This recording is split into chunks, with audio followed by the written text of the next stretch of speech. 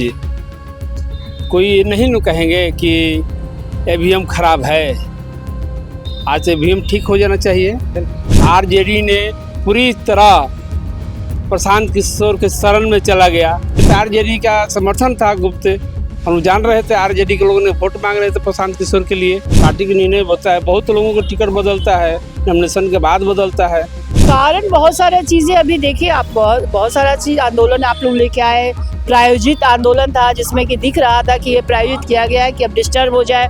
बांकीपुर की जनता कहीं न कहीं से पूरे के पूरे अपने घर से निकले नहीं है। जो निकले वही सोच के निकले कि बीजेपी को हराना है। लेकिन एक बार तो जरूर है, हमारी वोट परसेंटेज जो कम हुआ है ये दुख का कारण है, ये असली कारण है।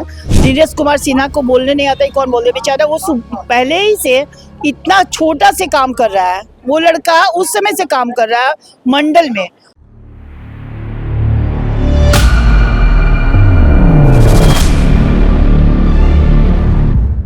नमस्कार, वॉच न्यूज देख रहे हैं आप। मैं हूं आपके साथ श्रुति राज। देखिए, बांकीपुर उपचुनाव का नतीजा जो है वो अब सामने आ चुका है। प्रशांत किशोर जो है वो जीत चुके हैं और अभी वहां पे जश्न का माहौल है। लेकिन हम पहुंचे हैं बीजेपी कार्यालय में, यहाँ पे विधायक जी हैं और बीजेपी के जो कार्यकर्ता हैं, हम उनसे जानने की कोशिश करेंगे कि आखिर बीजेपी से कहाँ चूक हुई है। जनसुराज से प्रशांत किशोर की जीत हुई है, इसको आप कैसे देखते हैं? देखिए, जनता का जो है कि हम लोग जनाधार का हम लोग सम्मान करते हैं।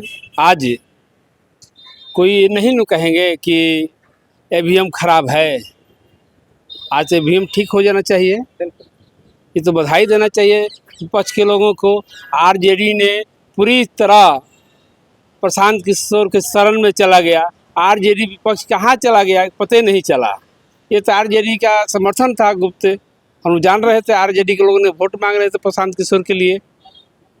जनता का जनादेश का हम लोग सम्मान करते हैं। क्या लग रहा है बीजेपी से कहाँ चूक हुई है? मंथन करेंगे। बीजेपी में क्या है, जीतने के बाद और हारने के बाद दोनों पर चिंतन मंथन बीजेपी करती है। इसलिए बीजेपी कोई बड़ी चीज़ है नहीं।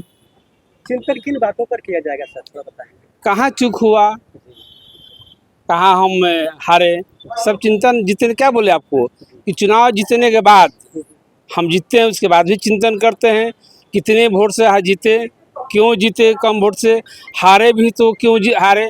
तो पूरी बीजेपी पूरी तरह चिंतन करती है। बीजेपी के पहले प्रत्याशी को बदला गया, क्या ये भी एक कारण रह सकता है? ये हम नहीं मानते हैं।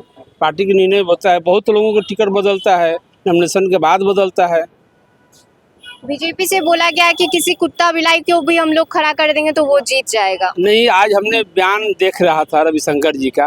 रविशंकर जी ने कहा कि कहीं हमने बयान नहीं है, ये गलत अफवाह फैलाया गया। चुनाव में एडिट किया गया था। और चुनाव में क्या है कि छोटे छोटे बात झूठ सच बोला जाता है। ये लोग झूठ बोलने वाले लोग हैं, झूठ बोल के जनता को बगलाए।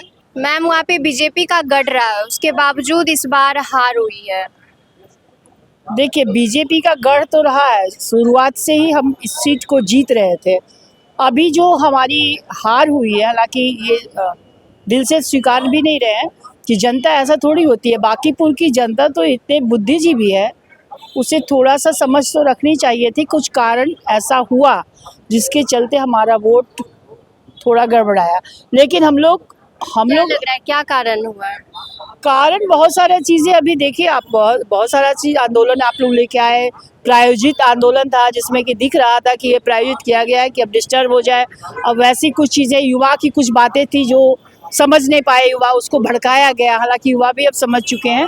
और बांकीपुर की जनता कहीं न कहीं से पूरे के पूरे अपने घर से निकले नहीं है। जो निकले वही सोच के निकले कि बीजेपी को हराना है। इसके कारण से ऐसा की जनता लगातार कह रही थी कि बदलाव लाना है, तो अब बदलाव लेना आई। अब देख लीजिए क्या क्या होता है। भाई, हम लोग भी अब इस बदलाव के साथ रहेंगे, ऐसा थोड़ी है। हम भी यहीं के हैं तो हम लोग साथ रहेंगे। यहाँ पर देखते हैं हमारे 9 जो अभी चयनित हुए हैं विधायक जी किस तरह का काम करते हैं। लेकिन एक बार तो जरूर है, हमारी वोट परसेंटेज जो कम हुआ है ये दुख का कारण है, ये असली कारण है। हमारे वोटर पहुंच नहीं पाए बूथ पे। जब आपको अधिकार, मताधिकार है, मत भी नहीं दिए तो फिर बाकी तो आप खुद समझ सकते हैं। लेकिन हम लोग हारते नहीं हैं, हम लोग चुनाव लड़ते हैं पूरे साल। और चुनाव लड़ने की तैयारी आज से फिर शुरू हो जाती है। हम लोग सीखते हैं, हारते नहीं है या जीतते हैं, हम लोग सीखते हैं और इससे भी कुछ सीखे हैं। हम लोग आपसे मंथन भी करेंगे, बट कार्यकर्ता पूरा ऊर्जावान है और आगे बढ़ने को तैयार है। क्या आप लोगों ने सोचा था कि इतनी बड़ी झटका लग सकती है? ऐसा तो सोचा हुआ कोई चीज़ ऐसा नहीं था कि इतनी बड़ी झटका लगेगी, लेकिन बुद्धिजीवी लोग का क्या मंतव्य हुआ, क्या सोचे। बांकीपुर हमेशा से कहा गया था कि यहाँ पढ़े लिखे लोग रखते हैं, उनके पढ़ने लिखने में उनको मोदी जी का इतना योजना उनको अच्छा नहीं लगा, मोदी जी इतना ध्यान रखते हैं वो ध्यान में नहीं आया, उनको विकास नहीं मुद्दा आया, उनको कुछ और मुद्दा आया, तो शायद इससे प्रशांत किशोर जी कामयाब हो गए।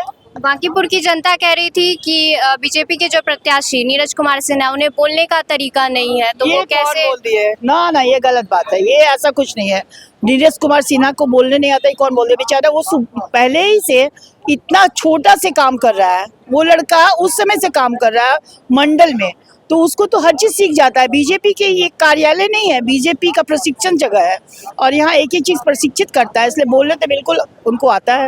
अभी आप बांकीपुर की जनता को क्या संदेश देना चाहिएगा? बांकीपुर के हमारे देवतुल्य जनता, हम आपके हैं, हमारा बीजेपी भी आपका है और आपने अगर चुना है तो आपको बधाई और शुभकामना, लेकिन अपने इस चयन को आगे भी ध्यान रखिएगा और एक बार जरूर गर्व से सीना तान सके बांकीपुर, ऐसा जरूर सोचिएगा।